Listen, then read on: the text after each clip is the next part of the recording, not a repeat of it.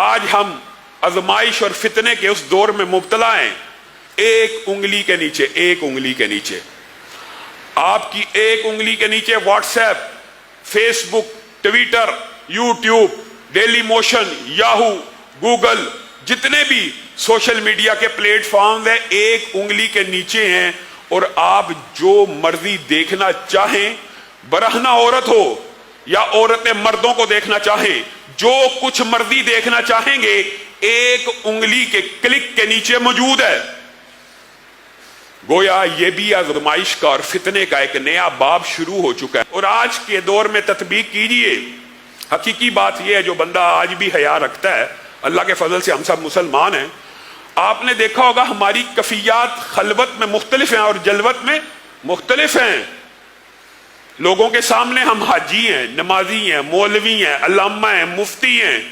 لوگوں کے سامنے نمازی ہیں، لوگوں کو میری کرپشن کا پتہ نہ چل جائے، لوگوں کو میری بے حیائی کا پتہ نہ لگ جائے، لوگوں کو میری بد عملی کا پتہ نہ لگ جائے. یستخفون من الناس ولا یستخفون من اللہ وہو معہم. یہ خلوت کے جو گناہ ہیں محدثین اور مفسرین نے لکھ دیا ہے.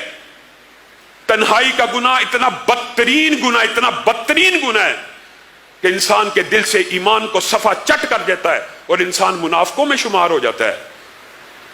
لوگوں کے سامنے اور زندگی، تنہائی میں اور زندگی، اور لوگوں سے ڈرتے اور اللہ سے نہیں ڈرتے.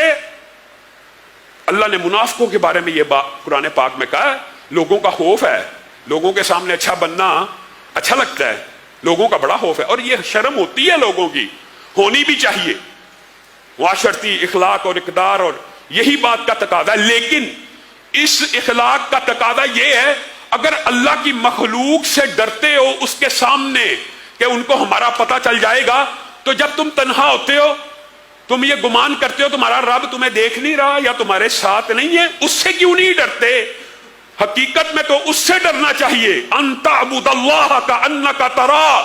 اسلام کا مقصود اور مطلوب یہ ہے. احسان کیا ہے؟ حدیث جبریل بھی آپ سب نے سنا ہے، پڑھا ہے. احسان کیا ہے؟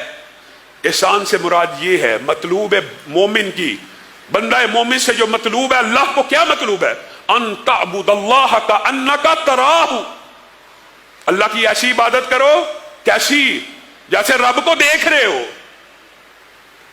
فَإِن لَمْ تَكُنْ تَرَاهُ فَإِنَّهُ يَرَاكَ. اے بندہ مومن، اگر تیرے دل میں یہ خشوع و خضوع کی کیفیت پیدا نہیں ہوتی کہ تو اللہ کو دیکھ رہا ہے، یہ کیفیت پیدا نہیں ہو رہی، تو کم از کم یہ تو مان لے، یہ تو جان لے کہ وہ تو تجھے دیکھ رہا ہے. اس سے کیسے بچو گے؟ ان الذین یخشون ربهم بالغیب لہم مغفرۃ واجر کبیر. اور یہ بات بھی یاد رکھیے، تنہائی کے اندر انسان یوٹیوب پہ بیٹھا ہے، کئی مرتبہ ایسے پیج آٹومیٹک کھل جاتے ہیں، کئی مرتبہ ایسی فحش تصویریں آٹومیٹک آ جاتی ہیں، پھر ان کے اوپر نظر نہیں جمانی. پھر اگر ان کو کلوز کرو گے، ان کو بند کرو گے، بار بار اللہ کے خوف کی وجہ سے یہ ادراک اور شعور رکھتے ہوئے کہ ہمارا رب ہمارے ساتھ ہے، دیکھ رہا ہے، نوٹ کر رہا ہے. ان الذین یخشون ربهم بالغیب لہم مغفرۃ واجر کبیر. پھر ایسے ہی بندوں کے لیے اللہ تعالیٰ نے مغفرت بھی رکھی ہے اور اجر کبیر بھی رکھا ہے. جو اللہ سے غیب میں ڈرتے ہیں، بن دیکھے رب سے ڈرتے ہیں، اپنی تنہائیوں میں موقع بھی مل جائے بند کر دیا، کلوز کر دیا. بار بار جو یہ عمل کرتا ہے، وَمَن يَتَّقِ اللَّهَ يُكَفِّرْ عَنْهُ سَيِّئَاتِهِ وَيُعْظِمْ لَهُ أَجْرًا. جو اللہ سے ڈر جاتا ہے، اللہ تعالیٰ اس کے سارے گناہوں کو معاف کر دیتے ہیں، سارے کے سارے گناہوں کو معاف کر دیتے ہیں، اور ان کے لیے بہترین اجر ہے. اور یہی صورت ملک میں ہے کہ ان کے لیے بہت بڑا اجر اللہ رب العزت نے تیار کیا. کن لوگوں کے لیے؟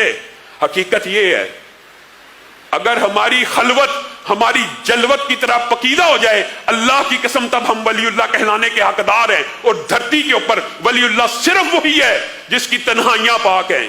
ہاں، وہ ولی اللہ ہے جس کی تنہائی پاک ہے اور جس کی تنہائی گناہوں سے آلودہ ہے.